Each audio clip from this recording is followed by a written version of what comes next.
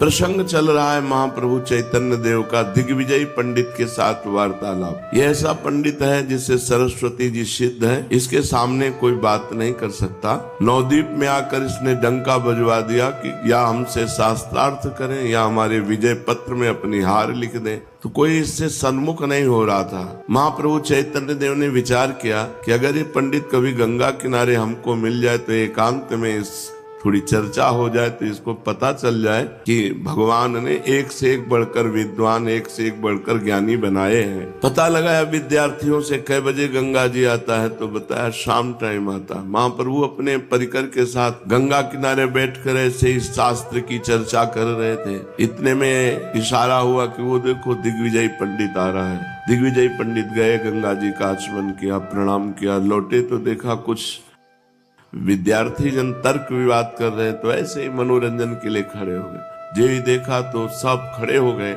आओ आओ महाराज, आसन बिछाया, बैठा ले। महाप्रभु ने अपने उत्तरी वस्त्र बिछा दिया, बड़ा सम्मान किया। उन्होंने पूछा महाप्रभु से, आप किस ग्रंथ के विद्यार्थी हैं? तो अन्य विद्यार्थियों ने बताया इनका नाम निमाई पंडित है, विद्यार्थी नहीं अध्यापक है। अच्छा, हमने भी नाम सुन रखा है, चलो करो आपस में चर्चा।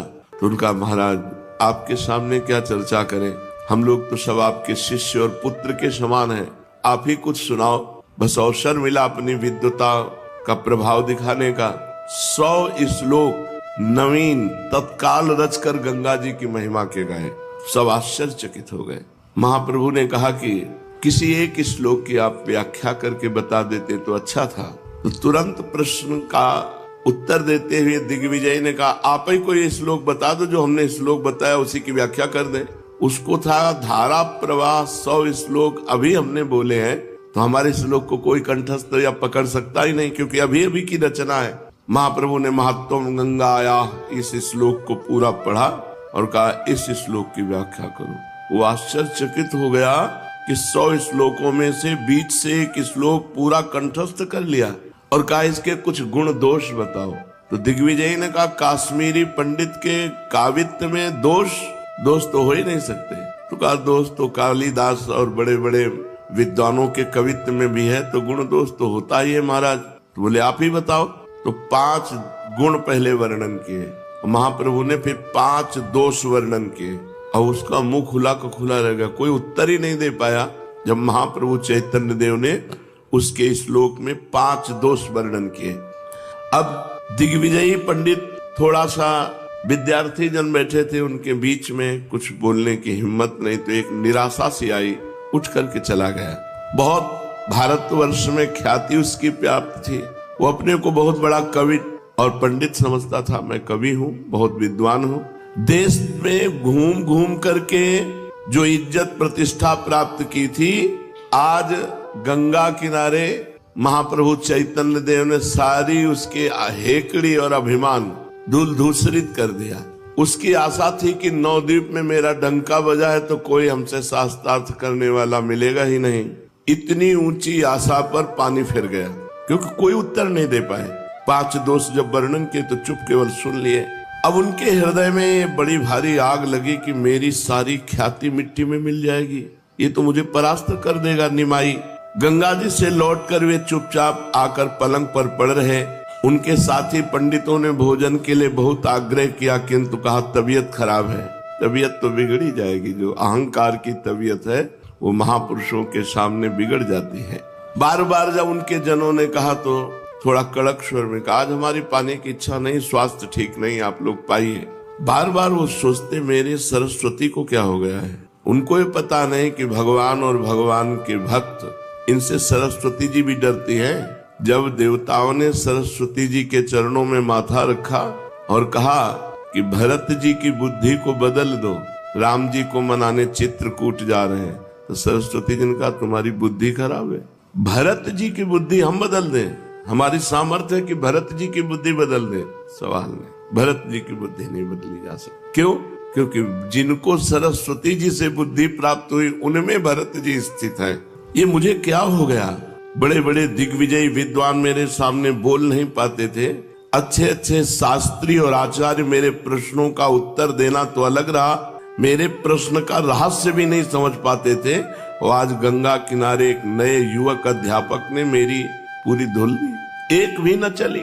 मेरी बुद्धि पर पत्थर पड़ गए, उसकी एक बात का भी मुझसे उत्तर देते नहीं बना। मेरी समझ में नहीं आता कि बात क्या हो गई मेरे अंदर। उन्हें बार बार अपने इष्ट सरस्वती देवी पर बड़ा क्रोध आने लगा। सोचने लगे मैंने कितने परिश्रम से सरस्वती मंत्र का जाप किया, सरस्वती जी ने प्रत्यक्ष प्रकट होकर मुझे वरदान दिया कि मैं शास्त्रार्थ में सदा तुम्हारी जिह्वा पर निवास किया करूंगी। तो आज सरस्वती का वचन झूठा कैसे हो गया? आज मेरी जिह्वा पर से कहां चली गई?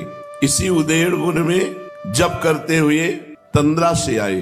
सरस्वती जी स्वप्न में आई और कहा, सदा एक सी दशा किसी की नहीं रहती। जो सदा सबको विजय ही करता रहा उसे एक दिन पराजित होना पड़ता है। तुम्हारा पराभव तुम्हारा कल्याण करेगा, ये तुम्हारी पराजय तुम्हारा कल्याण करेगी। इसे तुम्हें इस दिग्विजय का और मेरे दर्शन का फल समझना चाहिए। यदि आज तुम्हारी पराजय न होती तो तुम्हारा अभिमान और भी अधिक बढ़ता। अभिमान ही नाश का मुख्य हेतु है। तुम निमाई पंडित को साधारण पंडित ही न समझो, वे साक्षात भगवान हैं, वे नर रूपधारी श्री हरि हैं। उन्हीं की शरण में जाओ, तभी तुम्हारा कल्याण होगा और तुम इस मोह रूपी अज्ञान से मुक्त हो सकोगे। इतना सरस्वती जी ने स्वप्न में दिग्विजयी पंडित से कहा। दिग्विजयी की आंखें खुल गई, देखा कि सूर्य भगवान उदय हो चुके। ऐसा कभी नहीं हुआ। सूर्य के पहले उठकर संध्या वंदन, अर्घ्य, उपस्थान आदि। पंडित जी तत्काल उठे, बड़ी शीघ्रता से जल्दी से कुर्ता पहनकर नंगे सिर नंगे पैरों भागे। कहाँ के लिए? निमाई पंडित के घर के लिए। रास्ते में इनको जो कोई देखता एकदम राजा महाराजाओं के भांति हाथी घोड़े लाभ लश्कर से चलने वाला दिग्विजय पंडित अकेले नंगे पैर नंगा सर केवल कुर्ता धोती पहने भागता हुआ निमाई पंडित के घर जा रहा। ये क्या हो गया? लोग आश्चर्य करते। ये दिग्विजयी पंडित जब चलता तो आगे नगाड़ा बजता और राज कर्मचारी ऐलान करते हुए चलते थे। आज नंगे पैर भागता हुआ जा रहा है। बड़ा कौतूहल हुआ लोगों को।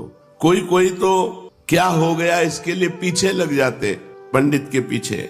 बहुत से विद्यार्थी और अध्यापक दिग्विजय पंडित के पीछे लगे। निमाई पंडित के घर जा रहा है, क्या होगा? झुंड के झुंड ब्राह्मण इनके साथ हो गए। किसी से पूछा निमाई पंडित का घर कौन है? उस समय महाप्रभु चैतन्य देव गंगा स्नान करके तुलसी जी को गंगा जल दे रहे थे। दिग्विजय पंडित को अपने घर आते देख करके लोटा रख दिया और हाथ जोड़ करके प्रणाम किया।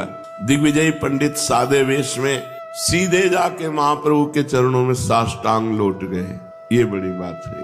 सारा अहंकार तिनकी संगति रहत, जाति कुल मद सब नंसय। भगवत प्रेमी महापुरुषों के संग का प्रभाव जन्म जन्मांतर के अहंकार की गांठ खुल गई। महाप्रभु को साष्टांग दंडवत किया, चरण पकड़ लिए। महाप्रभु ने जल्दी से उठाकर छाती से लगाते हुए कहा, अरे अरे महाराज महाराज, ये आप क्या कर रहे हैं? मैं तो आपके पुत्र के समान हूँ, आपके शिष्य के समान हूँ। आप जगत पूज्य हैं। आप ऐसा करके मुझ पर पाप क्यों चढ़ा रहे हैं? आप मुझे आशीर्वाद दीजिए। आप ही मेरे परम पूजनीय और परम माननीय हैं। गदगद कंठ से दिग्विजय ने कहा, प्रभु बस अब नहीं। मान प्रतिष्ठा की भयंकर आग में जलता हुआ पूरा जीवन हो गया। अब इस पापी को अधिक मत ठुकराइए, अब स्वीकार कर लीजिए। प्रतिष्ठा रूपी शुकरी विष्ठा को खाते खाते पतित हो गया। नारकियों को अधिक पतित न बनाइए। हे शरणागत प्रतिपाल भगवान, आप मेरा उद्धार कीजिए। वो ऐसे आंसू बहाते हुए महाप्रभु के साथ। सब पंडित आश्चर्यचकित, ये क्या हो गया? दिग्विजय पंडित के एक बच्चे जैसी हालत। महाप्रभु हाथ पकड़ करके अंदर ले गए, क्योंकि भीड़ लगी हुई थी बाहर। आसन में बैठाला और बैठा कर कहने लगे, आप ये क्या? आप पैदल यहाँ तक कष्ट किया, सेवक भेज देते, मैं आपकी आज्ञा से दौड़ता हुआ आपके पास आता। मालूम होता है आप मुझे सम्मान प्रदान करने और मेरी इस टूटी फूटी कुटिया को पावन करने के निमित्त यहाँ पधारे हैं। मैं अपना परम सौभाग्य समझता हूँ। आज मेरा ये घर पावन हो गया, मेरी विद्या सफल हो गई। जो आप जैसे महापुरुषों के चरण हमारे यहाँ पड़े। दिग्विजयी पंडित सिर नीचा के आंसू बहाते हुए चुपचाप प्रभु की बातें सुन रहे थे। वे कुछ भी नहीं बोल रहे थे। इसलिए प्रभु धीरे धीरे फिर कहना आरंभ किया, वो कल की बात के लिए मुझे बड़ी लज्जा आ रही है। मैंने व्यर्थ में ही कुछ कहकर आपको दुख पहुंचाया, तो आप कुछ अन्यथा न समझें। बस हम सब विद्यार्थी जन बैठकर शास्त्रार्थ कर रहे थे, शास्त्र की बातें कर रहे थे, वैसे ही आपसे बात कर ली। वैसे आपने पूरे नवद्वीप में सुना होगा मेरा बड़ा चंचल स्वभाव है। उसी चंचल स्वभाव के बस आपकी कविता में गुण दोष का वर्णन किया। आप सब बातें भूल जाओ। मैं ऐसे ही बकने लगता हूँ। चंचलता के कारण मैं छोटे बड़े का ध्यान नहीं करता। ऐसा लगता है कल मुझसे अनुचित बात हो गई, मेरे मुख से कुछ ऐसा निकल गया जिससे आप दुख पाए। मैं क्षमा चाहता हूँ। अब दिग्विजयी चुप नहीं रह पाए, अधीर होकर बोले, बस प्रभु बस, अब मुझे अधिक वंचित न कीजिए। मैं ऐसे भाग के नहीं आया। मेरे इष्ट देव सरस्वती ने रात में स्वप्न में मुझे बता दिया, मेरे उद्धार का उपाय एकमात्र आपके चरणारविंद है। प्रभु ने कहा, आप कैसी बातें कह रहे हैं? आप शास्त्रों के मर्म को भली भांति जानते हैं, फिर भी मुझे सम्मान देने की दृष्टि से आप ऐसा कह रहे हैं। मैं निवेदन करता हूँ, असल में मनुष्य का एकमात्र कर्तव्य प्रभु के चरणारविंद में प्रगाढ़ प्रीति उत्पन्न हो जाना। वही धर्म, वही कर्म, वही योग, वही ज्ञान, वही विद्या सफल है जिससे भगवान के चरणों में सुदृढ़ प्रीति हो जाए। ये जो आप हाथी घोड़ों को लिए साथ घूम रहे हैं, ये भी ठीक है, किंतु इनसे सांसारिक मान प्रतिष्ठा भोगों की प्राप्ति हो सकती है, भगवत प्राप्ति तो नहीं ना। आप जानते हैं, शास्त्र स्वाध्याय कंठस्थ कर लेना, दूसरों को प्रवचन कर लेना आदि आदि, ये सब व्यापार मात्र है। यदि भगवान के चरणों में प्रीति ना हुई तो एक भगवान के चरणों का निरंतर चिंतन ही संसार सागर से पार होने का उपाय है। उसी के लिए उद्योग करना चाहिए। दिग्विजय ने कहा, प्रभु आप हमें हमारा कर्तव्य बता दीजिए, ऐसी हालत में हमें क्या करना चाहिए? अब इस वणिक व्यापार से तो एकदम घृणा हो गई है कल से। प्रभु मुस्कुराते हुए कहा, प्रभु आप शास्त्रज्ञ हैं, सब कुछ जानते हैं, शास्त्र में सभी विषय भरे पड़े हैं, आपसे कोई विषय छिपा थोड़ी ही है। किंतु हाँ, इसे मैं आपका परम सौभाग्य ही समझता हूँ कि इतनी बड़ी भारी प्रतिष्ठा से आपको एकदम वैराग्य हो गया है। प्रभु की आज्ञा लेकर उनके चरणों में प्रणाम करके दिग्विजय पंडित अब निश्चय कर लेंगे, अब हमारे जीवन का लक्ष्य होगा एकमात्र दैन्य होकर भगवान का भजन। देखो, ये प्रभाव होता है महापुरुषों का। जन्म जन्म की अहंकार की गांठ क्षण में दूर हो गई।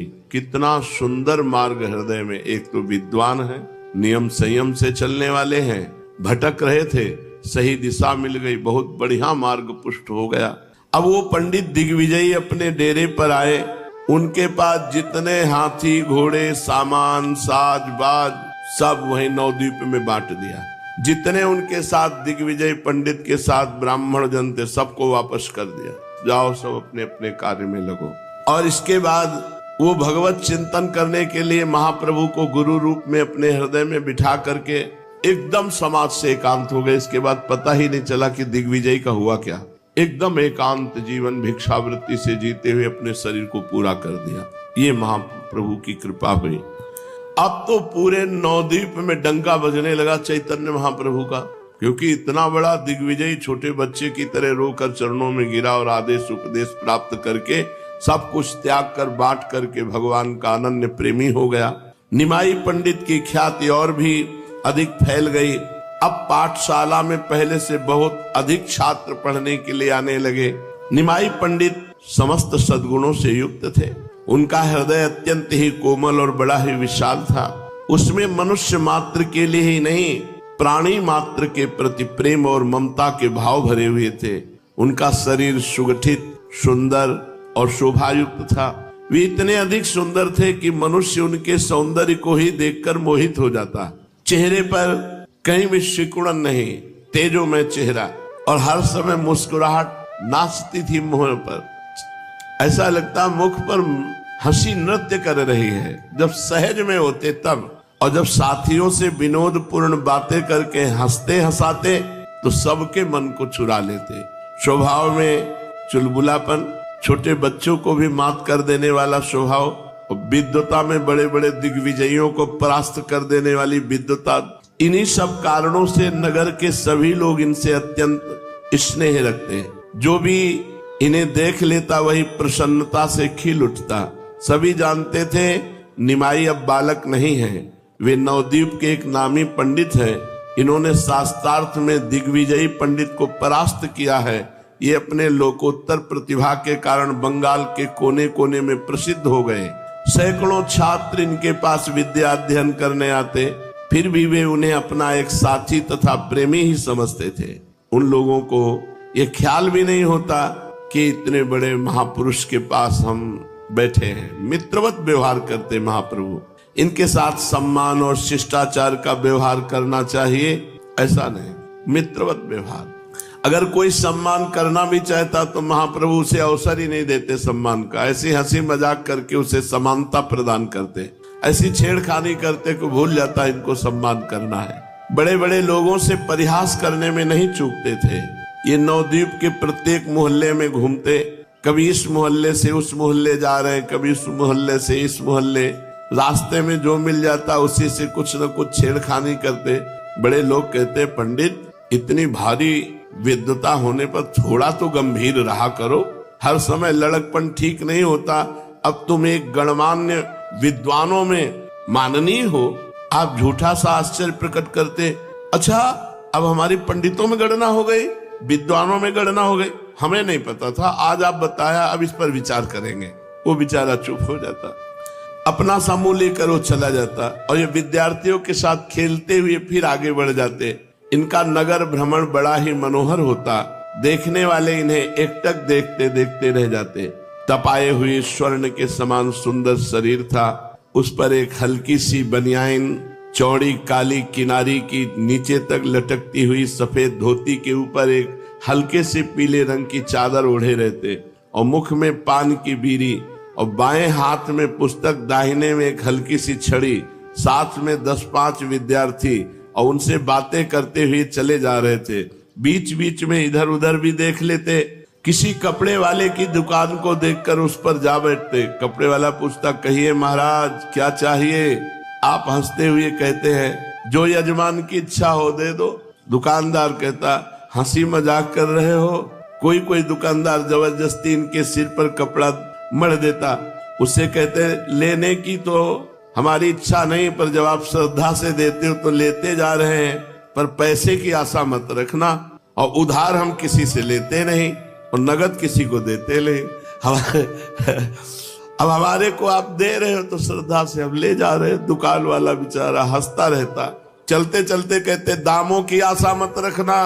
दुकानदार हाथ जोड़कर श्रद्धा के साथ कहता, हमारा अहोभाग्य महाराज, आप ले जाओ, आप पहनोगे तो हम समझेंगे हमारा व्यापार सफल हो गया।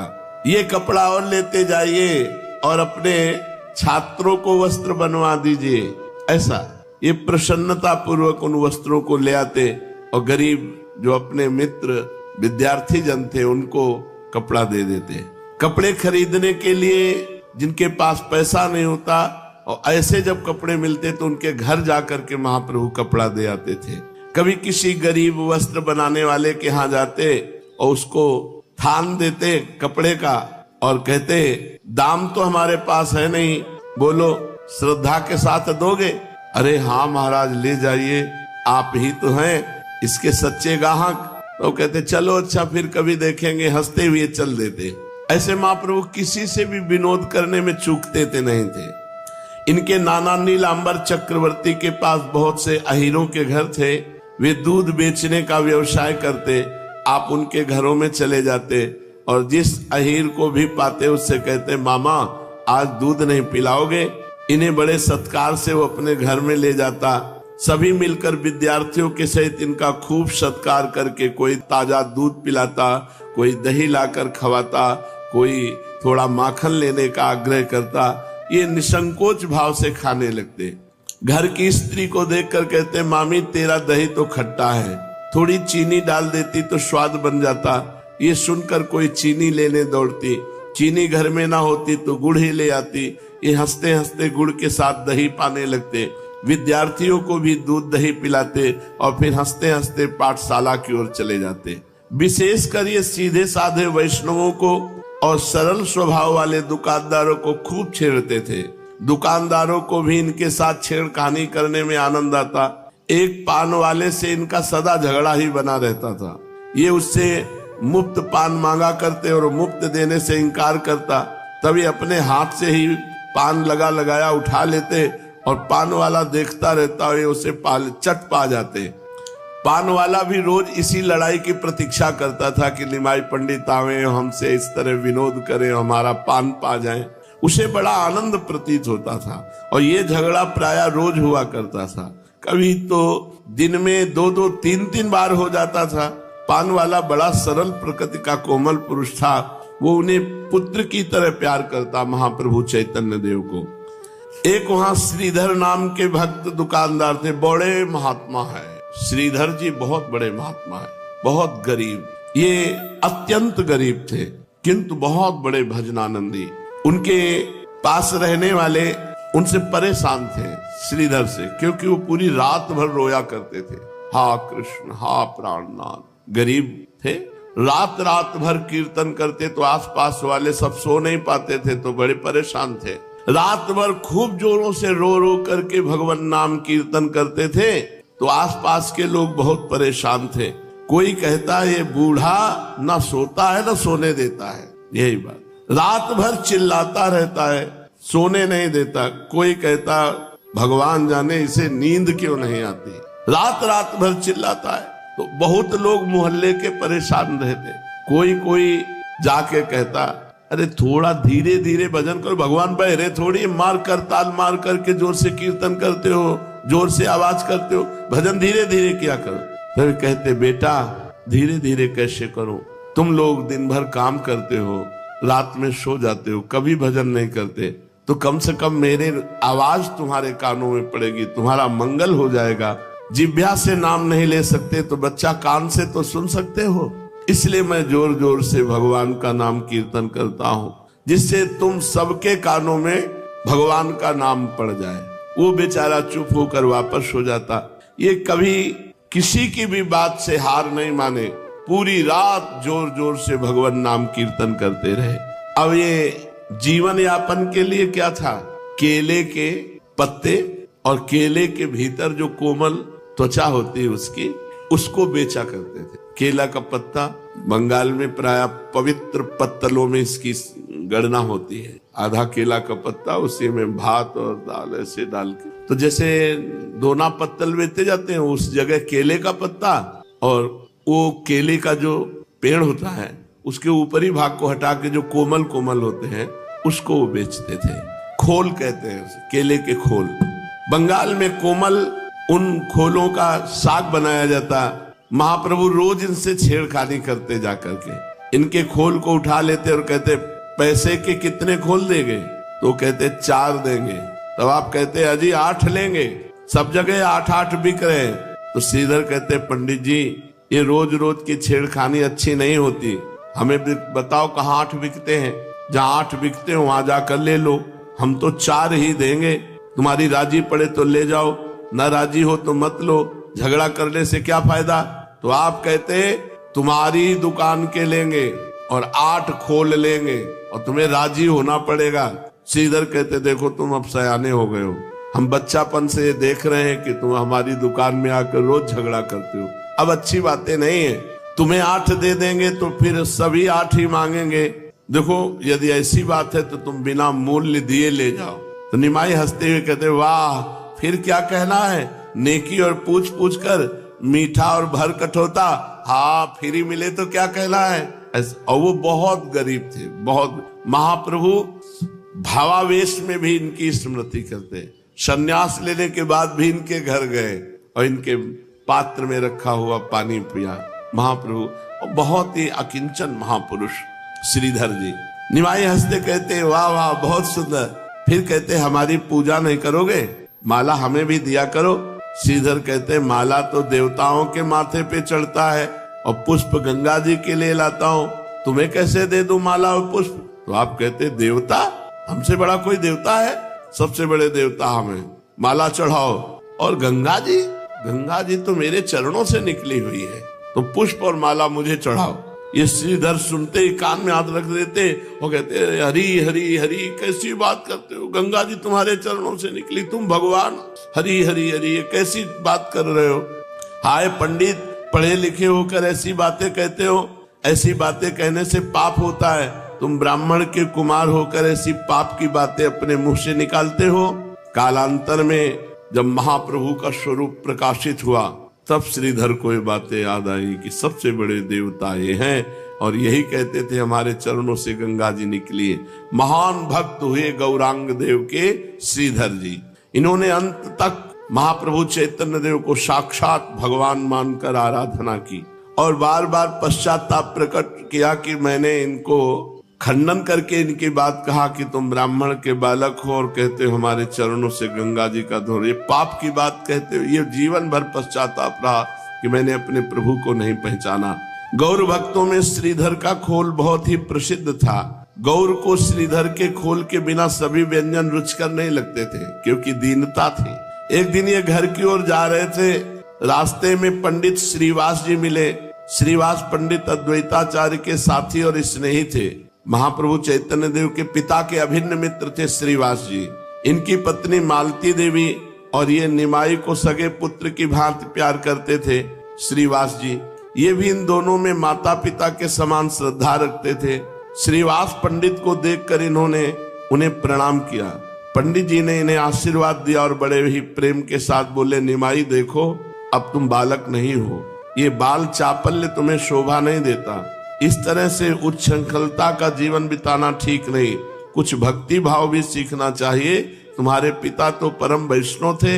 इन्होंने सरलता से कहा, जी थोड़े दिन और इसी तरह मौज कर लेने दो, फिर हम जब भक्ति करेंगे तो इकट्ठे करेंगे। वैष्णव बनेंगे तो वैष्णवों की तो बात ही क्या, साक्षात विष्णु ही हमारे चक्कर लगाएंगे। सही बात कह रहे हैं, सही बात कह रहे हैं। इनकी बात सुनकर उन्होंने कहा, आगे और कब, अभी से कुछ भक्ति भाव करना चाहिए। किसी देवी देवता की श्रद्धा रखते हो तो करो। इन्होंने कहा, किस देवता में श्रद्धा रखे, आप ही कृपा करके बताइए। श्रीवास पंडित ने कहा, जिसमें तुम्हारी श्रद्धा हो। देव पूजा करनी चाहिए और भगवान नाम का यथाशक्ति जप करना चाहिए। निमाई जानते थे कि वैष्णव सोहम और अहम ब्रह्मास्मि इन वाक्यों से चिढ़ते हैं, इसलिए श्रीवास पंडित से कहा कि हमको तो श्रद्धा है सोहम सोहम जपने में, अहम ब्रह्मास्मि जपने में, ये ब्रह्म ज्ञान का है। हम ब्रह्म हैं तो किसकी पूजा करें, जब स्वयं ब्रह्म है तो किसका नाम जप करें, आप ही बताइए। श्रीवास जी कानों में हाथ रख के बोले, वैष्णव के पुत्र होकर ऐसी बात करते हो, तुम्हारा लड़कपन नहीं गया। इतना सुनकर ये कहते हुए घर की ओर चले जाते। अच्छा तो किसी दिन देख लेना हम कैसे वैष्णव बनते हैं, तुम्हारे जैसे वैष्णव हमारे पीछे पीछे डोलेंगे, श्रीवास से कहा। इन्होंने ये बातें हंसी में समझी थी। श्रीवास जी ने समझा ये हंसी कर रहे, इनकी चंचलता का स्वभाव है। किंतु श्रीवास पंडित अंदर अंदर से इनकी बात समझते कि इतना गंभीरता और इतनी चांचल्यता दोनों इनमें समाई हुई है। जिस दिन ये चांचल्यता रुकी और गंभीरता आई, उस दिन ये महापुरुष अपना स्वरूप प्रकाशित जरूर करेंगे। वे सोचते कि यदि निमाई जैसे पंडित मेधावी और सर्वप्रिय ये वैष्णव बन जाए तो वैष्णव धर्म का देश भर में झंडा फहराने लगे, अनाथ वैष्णव भक्त सनाथ हो जाएं। ये यही सोचते विचारते गंगा जी की ओर चले गए। कालांतर में श्रीवास पंडित के विचार सत्य ही हो गए। वैष्णव धर्म की विजय दुंदुभी संपूर्ण देश में गूंजने लगी। भक्ति भागीरथी की एक ऐसी भारी बाढ़ आई जिसके कारण सभी विषमता दूर होकर चारों ओर समता का साम्राज्य स्थापित हो गया। ये तो सब आनंद था, लेकिन सच्ची माता को बहुत दुख था। एक तो वृद्ध शरीर और पूरे घर में कोई न लड़का न बच्चा न बहू। ये पढ़ाने चले गए तो घर पिताजी अंतर ध्यान हो गए थे, केवल बूढ़ी सच्ची माता। बहू के बिना घर सूना ही सूना लगता है। इसका अनुभव वही माता कर सकती है जिसके घर में एक ही पुत्र हो और उसकी सर्वगुण संपन्ना पुत्र वधू परलोक गामिनी हो चुकी हो। उसे चारों ओर से अपना ही घर उजड़ा हुआ सा दिखाई पड़ता है। घर की लिपि पुती स्वच्छ दीवारें उसे काटने को दौड़ती हैं। इकलौते पुत्र को देखते ही माता का हृदय फटने लगता है और जब जब पुत्र को स्वयं अपने हाथों से कुछ काम करते देखती है तब तो और दुख होता है। पुत्र वधू से रहित युवक पुत्र को देखकर माता को महान कष्ट होता है। सची माता की भी ऐसी ही दशा थी। जब से लक्ष्मी देवी परलोक गामिनी हुई हैं, तभी से माता का चित्त उदास रहता है। वे निमाई के देखते ही रोने लगती हैं। निमाई मन ही मन सब समझते हैं किंतु कुछ कहते नहीं, चुप ही रहते। कहें भी तो क्या कहें। माता को सदा से यही चिंता रहती कि निमाई अभी बहुत नवीन अवस्था है, कैसे जीवन पार होगा। यदि कोई सुंदरी गुणवती कुलीन कन्या फिर मिल जाती और जल्दी से जल्दी उसका दूसरा विवाह करके अपने घर को पहले की भांति हरा भरा आनंद उल्लास युक्त देख सकती। वे गंगा किनारे जब जब जाती तो गंगा स्नान करने के निमित्त आई हुई कन्याओं को एक हल्की दृष्टि से देखती कि इनमें कौन सी कन्या हमारी पुत्र वधू बन सकती है, फिर निगाह नीची कर लेती। इस प्रकार रोज गंगा जी को मनाती और गंगा किनारे जाती नवीन पुत्र वधू की खोज के लिए। एक दिन उनकी दृष्टि पड़ी परम सुंदरी सुशीला कन्या को। सची देवी अब रोज उस पर दृष्टि की, कभी चर्चा चले और ये लड़की हमारे निमाई की वधू बने। सुबह दोपहर शाम तीनों टाइम गंगा किनारे सची माता जाने लगी। जब वो लड़की को देखती तो बस मन माना कि ये निमाई के लिए ठीक रहेगी। सची माता अब घर के बाहर ही बैठने लगी।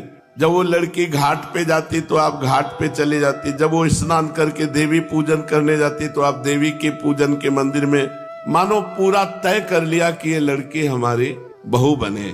जब वो लड़की सची माता की ओर देखती तो सची माता का देखने का ढंग इतना अपनापन, मानो पुत्र वधू, तो प्रणाम करती। सची देवी प्रसन्न होकर कहती, बेटा भगवान तुम्हारी इच्छा की पूर्ति करे, तुम्हारे मनोनुकूल पति मिले। इस प्रकार आशीर्वाद सुनकर वो ग्रीवा नीची करके मुस्कुराते हुए चली जाती। एक दिन अभी तक बात नहीं की थी। एक दिन सची माता ने रोक कर पूछा, बेटा तुम्हारा नाम क्या है? तो लजाते हुए नीचे की ओर दृष्टि करते हुए धीरे से कन्या ने कहा, विष्णु प्रिया। सही जगह नजर पड़ी। सची माता ने सही जगह दृष्टि डाली। तुम्हारा नाम क्या है? तो उन्होंने कहा विष्णु प्रिया। महान भजनानंदी, महान प्रेमी, महान तपस्वी महाप्रभु चैतन्य देव के त्याग और तप को तो सब कोई जानता है, लेकिन उनसे बढ़कर त्याग और तप घर में रह करके विष्णु प्रिया जी करती थी। जो महाप्रभु का त्याग और तप है उसमें कुछ सुख सुविधाएं हैं। जैसे कम से कम महाप्रभु को सब्जी तो मिल जाती है, भात तो मिल जाता है भरपेट, लेकिन विष्णु प्रिया जी नहीं। घर में सब कुछ होते हुए हरे कृष्ण कृष्ण कृष्ण हरे हरे, हरे राम राम राम हरे हरे, एक चावल रख दिया। फिर दूसरा चावल उठा, हरे कृष्ण हरे। 3 पहर तक नाम जप करते हुए जितने चावल हुए उनको उबाल करके भात बनाया और फिर महाप्रभु चैतन्य देव को भोग लगाया और फिर थोड़ा किनका लेके सब भक्तों में बांट देती। ये रोज का नियम था विष्णु प्रिया जी का। और पादुका लेकर के दिन दिन भर रोती रहती। तो जैसे देखने में आता है कि भगवान राम 14 वर्ष वनवास किए, लेकिन भगवान राम 14 वर्ष वनवास में कंदमूल फल भी खाए, संतों से भी मिले, आनंद में खूब हास परिहास भी होते रहे। लेकिन भरत जी पृथ्वी को खोद कर कुशा में कितना कष्टप्रद जीवन, अयोध्या जैसी महान चक्रवर्ती सम्राट की नगरी में रहते हुए, राज्य पद के अधिकारी होते हुए महान तप और त्याग में जीवन भरत जी का। ऐसे ही महाप्रभु चैतन्य देव जी की जो प्रिया है वो विष्णु प्रिया, अपार त्याग में जीवन। पूछा क्या नाम तुम्हारा बच्चा? तो बताया विष्णु प्रिया। माता प्रसन्नता प्रकट करते हुए कहा, आहा विष्णु प्रिया, कैसा सुंदर नाम है। जैसा सुंदर शील स्वभाव है उसी के अनुरूप सुंदर नाम भी है। फिर पूछा, बेटी तेरे पिता का क्या नाम है? विष्णु प्रिया जी सुनकर चुपचाप खड़ी रही। उन्होंने इस प्रश्न का कुछ भी उत्तर नहीं दिया। तब सची माता ने पुचकारते हुए कहा, बता दे बेटी, बता दे। बताने में क्या हर्ज है? क्या नाम है तेरे पिता का? लजाते हुए और शरीर को कुछ टेढ़ा करते हुए धीरे से विष्णु प्रिया जी ने कहा, राज पंडित। माता ने जल्दी से कहा, पंडित सनातन मिश्र की लड़की है तू? अरे तब बताती क्यों नहीं है? राज पंडित की पुत्री भी राजपुत्री होती है, तभी नहीं बताती थी। क्यों? यही बात है ना। विष्णुप्रिया लजाती हुई चुपचाप खड़ी रही। माता ने उससे और भी 2-4 बातें पूछकर विदा किया। विष्णुप्रिया का शील, स्वभाव और सौंदर्य सची माता की दृष्टि में गड़ गया कि यही हमारी बहू होनी चाहिए। वे बार बार यही सोचने लगी, क्या ही अच्छा हो यदि ये लड़की मेरी पुत्र वधू बन जाए।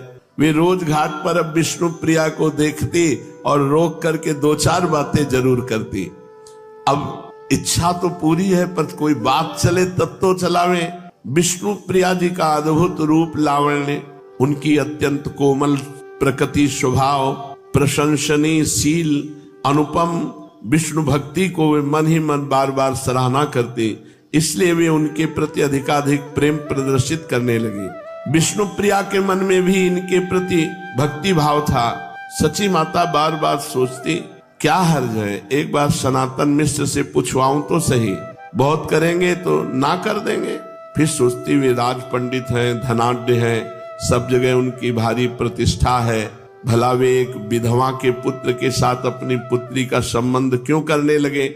यही सोचकर कुछ डर सी जाती और उनका साहस नहीं होता। एक दिन उन्होंने साहस करके काशीनाथ मिश्र नाम के घटक को बुलवाया और उनसे बोली, मिश्र जी, तुमने सनातन मिश्र की लड़की देखी है? घटक ने कहा, लड़की मैंने देखी है, बड़ी ही सुंदर, सुशील, गुणवती है और निमाई के तो सर्वथा योग्य है। मैं समझता हूं तुम उस लड़की को अपनी पुत्र वधू बनाकर जरूर प्रसन्न होगी। माता ने कहा, ये तो तुम ठीक कहते हो, किंतु वे धनाढ्य हैं, राज पंडित हैं, बहुत संभव है वे इस संबंध को न स्वीकार करें। हमारी तो तुम दशा देखती ही हो कि लड़की को वैसे अन्न वस्त्र का तो घाटा नहीं रहेगा, पर जैसा राजकुमारी की तरह वहां रह रही ऐसा वैभव तो नहीं है। घटक ने जोर देकर कहा, माता जी तुम कैसी बात करती हो? भला निमाई जैसे योग्य प्रतिष्ठित पंडित को जमाई बनाने में कौन अपना सौभाग्य न समझेगा। मैं समझता हूँ वे इसे सहर्ष स्वीकार कर लेंगे। मैं आज ही उनके यहाँ जाऊंगा और शाम को ही तुम्हें उत्तर दे जाऊंगा। ये कर काशीनाथ मिश्र माता को प्रणाम करके चले गए। इधर पंडित सनातन मिश्र बहुत दिनों से चाह रहे थे कि विष्णुप्रिया का संबंध निमाई पंडित के साथ हो जाता तो बहुत अच्छा होता, किंतु वे भी मन में संकोच कर रहे थे कि निमाई आजकल नामी पंडित समझे जाते हैं। इस 20 वर्ष की ही अल्प वयस में उन्होंने इतनी भारी ख्याति प्राप्त कर ली है, बहुत संभव है वे इस संबंध को स्वीकार न करें। यदि हमारी प्रार्थना पर भी उन्होंने इस संबंध को स्वीकार न किया तो इसमें हमारा बहुत बड़ा अपमान हो जाएगा। प्राय धनी लोग अपने मान का बहुत ध्यान रखते हैं, इसी भय से उन्होंने इच्छा रहने पर भी आज तक ये बात किसी पर प्रकट नहीं की थी। सनातन मिश्र के हृदय में इसी प्रकार के विचार उठ ही रहे थे कि उसी बीच काशीनाथ घटक सची माता के पास से उनके पास पहुंच गए। घटक को देखकर उन्होंने उनका सम्मान किया, बैठने को आसन दिया, आने का कारण जानना चाहा। काशीनाथ घटक ने आदि से अंत तक सब बातें कह सुनाई। वो अंत में कहा कि सची माता ने मुझे बुलाकर स्वयं कहा है, इस बात को मैं अपनी ओर से कहता हूँ कि आपको अपनी पुत्री के लिए इससे अच्छा वर दूसरी जगह कठिनता से मिलेगा। प्रसन्नता प्रकट करते हुए विष्णुप्रिया जी के पिता सनातन मिश्र ने कहा, निमाई पंडित कोई साधारण मनुष्य तो है नहीं, देश भर में उनका यशोगान हो रहा है, उन्हें जामाता बनाने में मैं अपना परम सौभाग्य समझता हूँ। मेरी भी चिरकाल से यही इच्छा थी, किंतु इसी संकोच से आज तक किसी पर प्रकट नहीं की कि संभव है वो स्वीकार न करे। घटक ने कहा, इस बात की आप तनिक भी चिंता न करें, सची देवी जो कह देंगी वही होगा। निमाई उनकी इच्छा के विरुद्ध कोई काम नहीं कर सकते। सनातन मिश्र के घर के जब स्त्रियों ने बात सुनी तो उनकी प्रसन्नता का ठिकाना न रहा। कोई कहने लगी लड़की का भाग्य खुल गया, कोई विष्णुप्रिया के ही सामने कहने लगी इतने दिन का इसका गंगा स्नान और विष्णु पूजा सफल हुई, साक्षात विष्णु के ही समान इसे वर मिल गया। ये सब बातें सुनकर विष्णुप्रिया जी लजाती हुई उठकर दूसरी ओर चली गई। स्त्रियां और भी भांति भांति की बातें करने लगी। राज पंडित सनातन मिश्र की स्वीकृति लेकर घटक महाशय सीधे सची माता के समीप पहुंचे और उन्हें ये शुभ संवाद सुना दिया। सुनकर सची माता को बड़ी प्रसन्नता हुई और उसी समय विवाह की तिथि आदि भी निश्चय करा दी। सनातन मिश्र के यहाँ तिथि आदि की सभी बातें पक्की करके काशीनाथ घटक आ ही रहे थे कि रास्ते में अकस्मात उन्हें महाप्रभु मिल गए। निमाई ने उन्हें आलिंगन किया और कहा, किधर से आ रहे हैं? आप तो सदा घटाया ही करते हैं, कहिए किसे घटा कर आ रहे हैं? हंसते हुए घटक ने कहा, घटा कर तो नहीं आ रहे, बढ़ा कर आ रहे हैं, बढ़ाने की फिक्र में है। तो महाप्रभु ने कहा, समझा नहीं। बोले, तुम्हें 1 से 2 करना चाहते हैं, बताओ क्या सलाह है तुम्हारी? आश्चर्य प्रकट करते हुए निमाई पंडित ने कहा, मैं आपकी बात का मतलब नहीं समझा, कैसा बढ़ाना? हाँ हाँ, क्यों समझोगे? घटक महाशय ने कहा, इतने बड़े विद्वान हो, इतना इशारा नहीं समझते? आवाज बढ़ाते हुए कहा, राज पंडित सनातन मिश्र की पुत्री विष्णुप्रिया के साथ तुम्हारे विवाह की बातें पक्की करके आ रहा हूँ, बताओ मंजूर है? बड़े जोर से हंसते हुए इन्होंने कहा, हाँ हाँ हाँ, हमारा विवाह और राज पंडित की पुत्री के साथ? हमें तो कुछ भी पता नहीं। और हंसते हुए घर की ओर चल दिए। घटक को इनकी सूखी हंसी में कुछ संदेह हो गया। सनातन मिश्र के यहाँ भी खबर पहुंच गई। सुनते ही घर भर में उदासी छा गई। सनातन मिश्र ने कहा था कि हमें जिस बात की शंका थी वही हो गया ना। मैं पहले जानता था कि निमाई स्वतंत्र प्रकृति के पुरुष हैं, बड़े विद्वान हैं, बड़े प्रसिद्ध हैं। भला वो मेरे यहाँ संबंध क्यों मंजूर करने लगे? मेरी हंसी हो जाएगी सब लोगों में। सबको पता चल गया है कि लड़की का विवाह निमाई पंडित के साथ होगा। यदि ना हो सका तो मेरे लिए बड़ी लज्जा की बात है। ये सोचकर उन्होंने उसी समय काशीनाथ घटक को बुलाया और अपनी चिंता का कारण बताकर शीघ्र ही सची माता से इसके संबंध में निश्चित उत्तर ले आने की प्रार्थना की। घटक महाशय उसी समय सची माता के समीप गए और राज पंडित की चिंता का सभी वृत्तांत कह सुनाया। सब कुछ सुनकर सची माता ने कहा, निमाई मेरी बात को कभी टालता नहीं है, इसीलिए मैंने उससे इस संबंध में कुछ भी पूछा नहीं है। आज वो पाठशाला से आवेगा तो मैं उससे पूछ लूंगी। फिर मेरा ऐसा विश्वास है कि वो मेरी बात को टाल नहीं सकता। कल मैं तुम्हें इसका ठीक ठीक उत्तर दूंगी। ममता का भरा हुआ स्वरूप माता के ऐसे वचन सुनकर घटक अपने घर चले गए और माता जी सलाह करके अब कल बताएंगे कि ब्याह पक्का या आगे। श्री राधा वल्लभ लाल की।